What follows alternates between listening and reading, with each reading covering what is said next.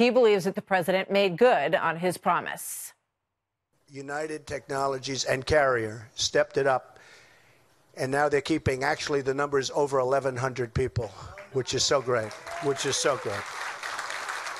Here now, Robin Maynard, a Carrier employee of 24 years and a supporter of President Trump. Robin, thank you very much for being here with us tonight. You heard in Trace's story the sound bites from some of your coworkers who feel that they got the bad end of the deal. What do you say?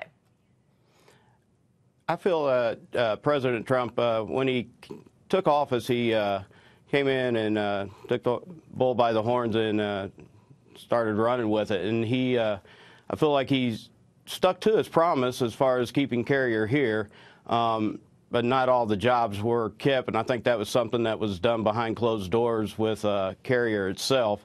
And this is just my opinion that, they were going to take the fan coil lines to Mexico, regardless of whether they kept the whole factory here or sent it all to Mexico. But I think it's something they had already had done. And so do you think that the factory would be open at all if it weren't for the deal that was struck? No, it wouldn't.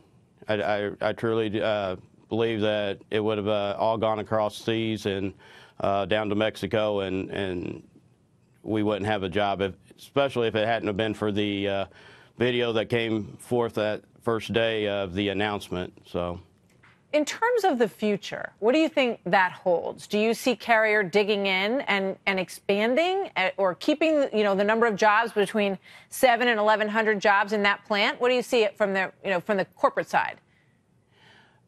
I think that they will hold their bargain with the state of Indiana and the government with the money that was put there, $7 million. I feel that they'll keep at least the 700 employees that are on the factory floor. The other numbers come from the salary side, that 300 or so.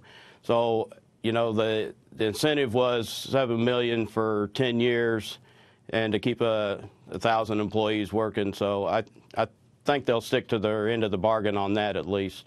You heard some of your fellow workers in Trace's story.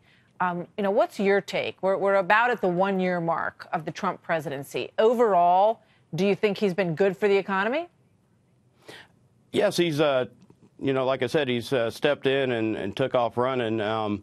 He's made some changes that should have been made under the former administration that never got taken care of.